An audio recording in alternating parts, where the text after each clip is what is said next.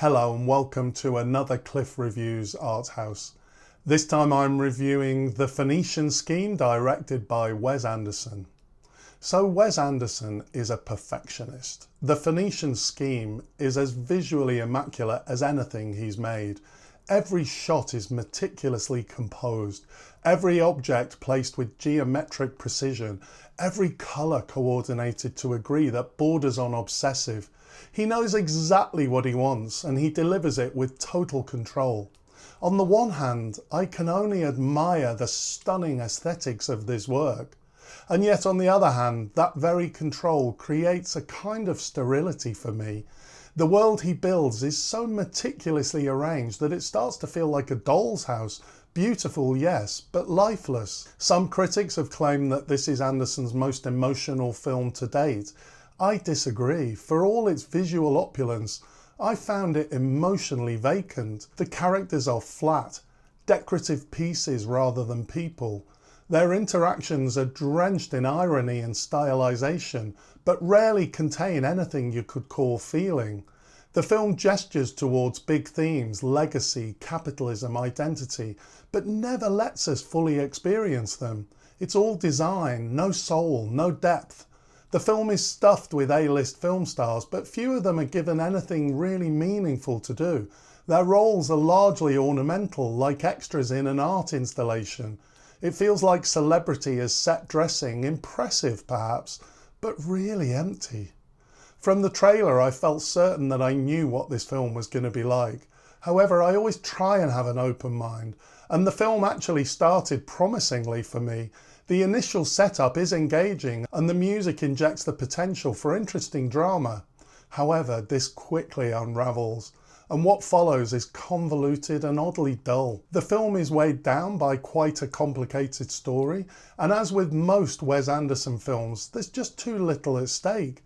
There are moments that stand out. It's not a total disaster. I enjoyed the music throughout. It's playful, dramatic, and it's occasionally moving. It does provide some much needed texture.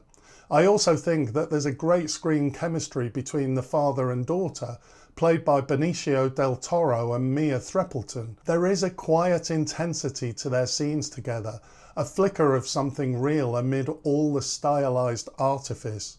In isolation, you could almost lift any one of their exchanges and find a compelling dynamic.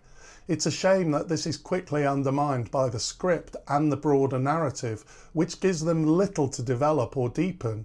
I also kind of enjoyed the recurring heaven sequences. They were intriguing in their surreal whimsy, though they ultimately added little. As with all Wes Anderson films, there are many shots that look amazing in themselves. Early on, there's an overhead shot of a bathroom which is really eye-catching. Anderson chose to shoot the film in the narrow so-called Academy ratio. I'm really not sure that he's achieving anything by doing this. It's not the first film that he's used it, but I found it just pointless. It sacrifices screen space in a film that's built on aesthetics. Given how stunning it looks, why contain it in a narrow box? Overall, I'm really frustrated with Wes Anderson films. As I said, I knew exactly what this one would be like from the trailer. I previously reviewed Asteroid City, and it feels like my reviews of the two films could use exactly the same words. That predictability is its own kind of failure. His style is thrillingly original when you see it for the first time, but now it's starting to feel just like self-parody. There's no question Anderson is a brilliant filmmaker, but perhaps he's not a great storyteller.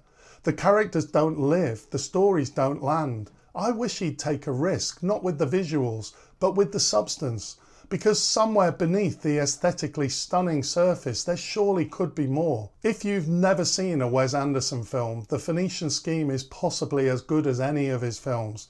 But for those of us who've been on this ride before, the destination is all too familiar. It's not that the magic is gone, it's that we've seen it too many times. It's hard to recommend this film. If you enjoyed this review, please consider liking and subscribing. I'd really appreciate that. Thank you for watching, and I'll see you next time.